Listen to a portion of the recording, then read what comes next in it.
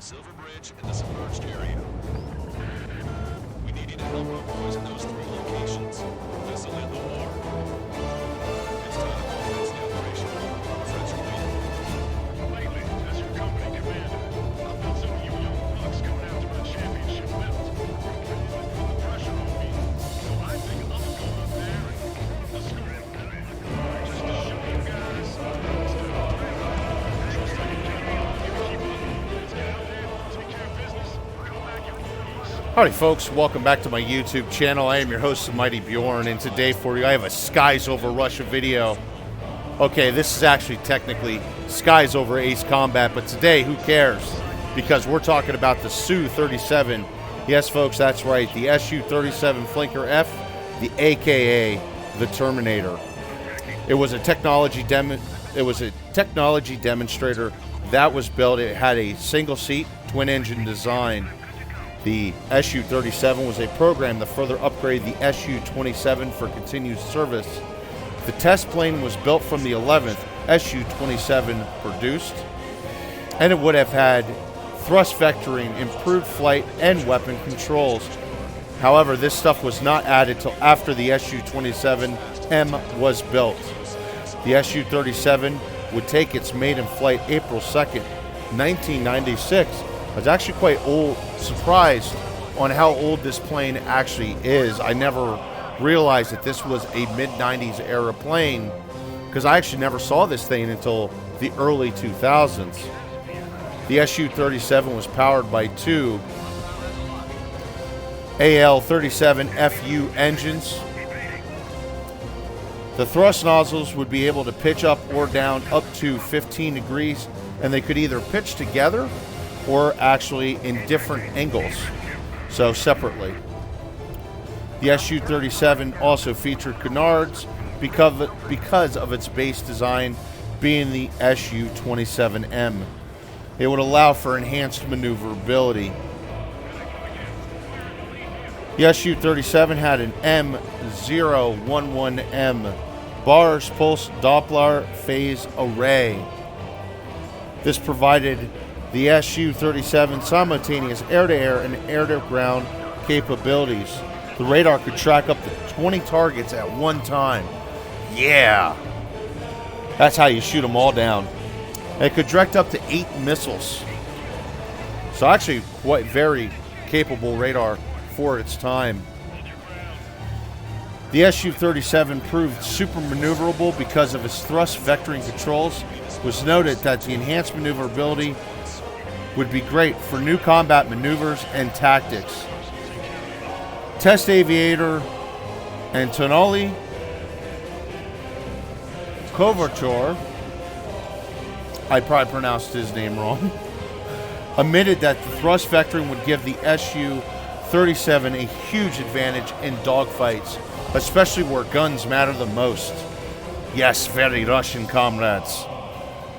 The SU-37 was first seen internationally at the Farnborough Air Show in 1996. It would also be seen again at the Paris Air Show in 1997, as well as other air shows. And actually, you can go on YouTube and you can actually find the Paris Air Show flight that the SU-37 had done.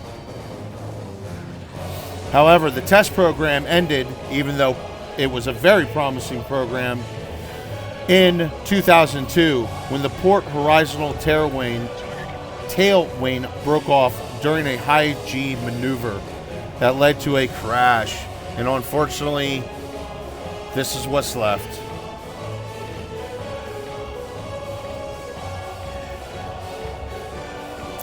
The cause, during the investigation, the cause was chalked up to being repeated extended load on the airframe. That being said, even though the program was canceled and only one plane was ever produced, the lessons learned during its time would allow for many improvements to be created to other aircraft, such as the SU-30SM, the SU-35, as well as even the SU-27. And I would argue that even some of the design would end up being used for the SU-57 Felon.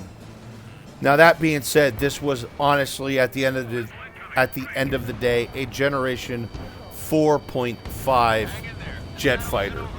So this really did not kind of enter that full Generation 5 fighter, and I think by the time of 2002, Russia was more interested in actually building a more long-term solution over an actual upgrade program.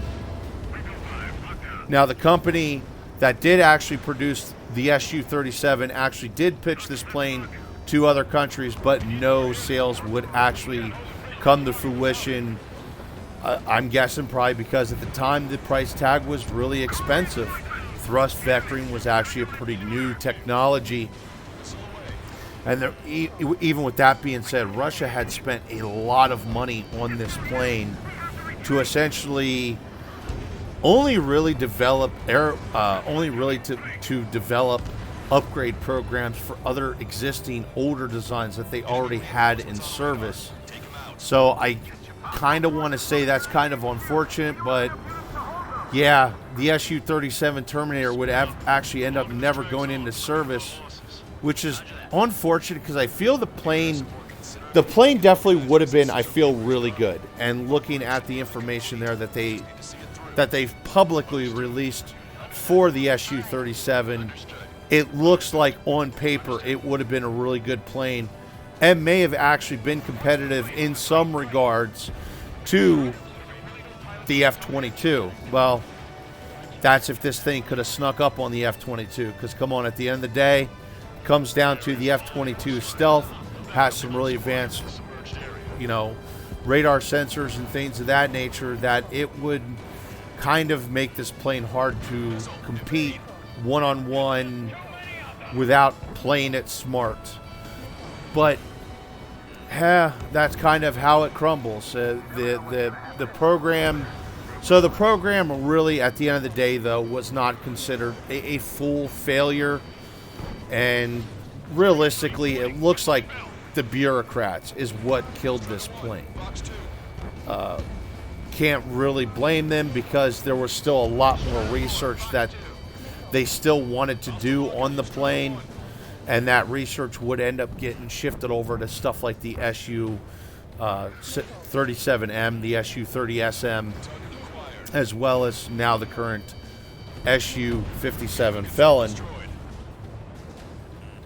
Especially when it comes to the advanced control systems that the plane had. Understand that at the time, for Russian aircraft, this did actually have some pretty advanced control systems, as well as the thrust vectoring in itself was really new for Russia. By that point, I believe there was already thrust vectoring prototypes here in the United States for both the F-22 and the YF-23, as well as there were some other things such as the F-16 active or the MTD. Sorry. I'm old and shit, folks. Forgive me. Now, I don't know.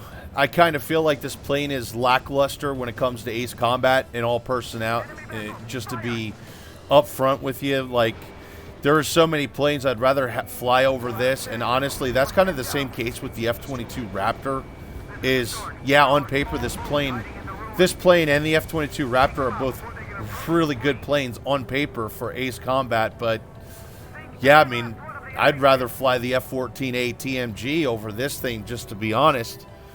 All in all, though, it's kind of fun to see the plane, and I got it done up with the yellow 13